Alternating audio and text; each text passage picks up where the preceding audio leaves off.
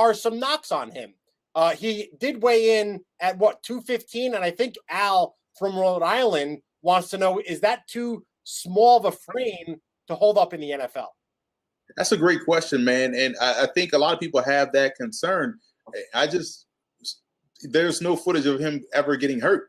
And here's the difference between, and why I always say size doesn't matter. When you look at Lamar Jackson's running ability, he's not a reckless runner like a Michael Vick was, like a Carson Wentz is. Or an RG3. Or RG3 was a reckless runner. Guys that are under control, Steve Young, Russell Wilson, Vince Young was under control. You don't really see guys like Vince Young or Cam Newton take big shots when they're running. Right. The big shots they take come from inside the pocket.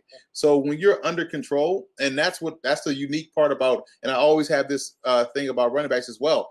When you have the ball in your hands, you control angles. You control how people attack you. You control whether or not you're going to take this shot or deliver this blow or save yourself for another down. And I think that's where a guy like Lamar Jackson has been able to persevere throughout the 3 years at Louisville.